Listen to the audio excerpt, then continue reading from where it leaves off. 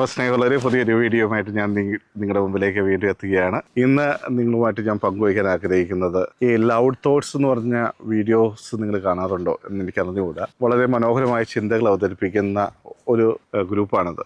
അപ്പോൾ loud thoughts psychology hub എന്നൊക്കെയാണ് അതിൻ്റെ പേര്. പക്ഷേ അതിൽ യാദൃശ്ചികമായിട്ട് ഞാൻ കണ്ട ഒരു വീഡിയോ ആണ്. പക്ഷേ ആ കണ്ട മാത്രമേ തന്നെ എനിക്ക് തോന്നി നിങ്ങളുമായിട്ട് പങ്കുവയ്ക്കാൻ പറ്റിയൊരു വീഡിയോ ആണല്ലോ.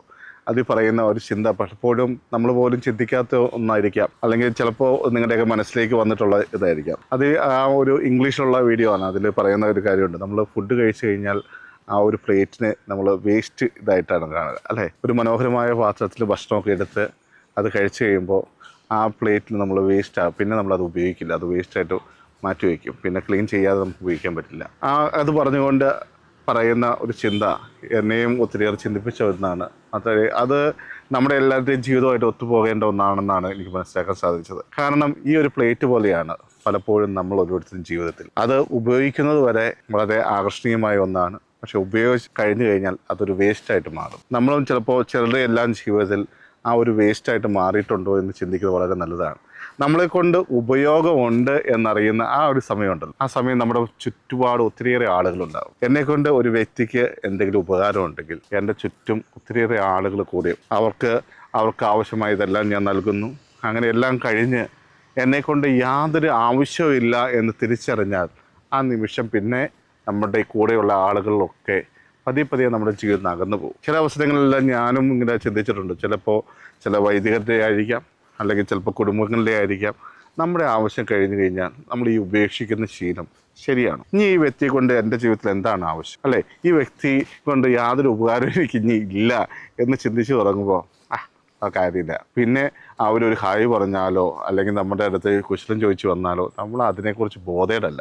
നമ്മൾ അതിനെക്കുറിച്ച് യാതൊന്നും അറിയാൻ ആഗ്രഹിക്കുന്നില്ല.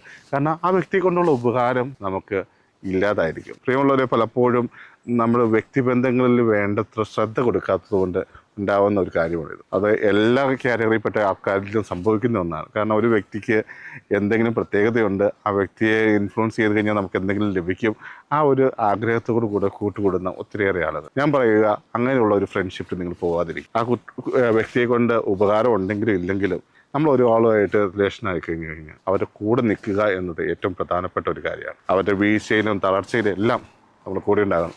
വിവാഹബന്ധത്തിൻ്റെയൊക്കെ സമയത്ത് നമ്മൾ എടുക്കുന്ന ഒരു പ്രതിജ്ഞ അത് തന്നെയല്ലേ.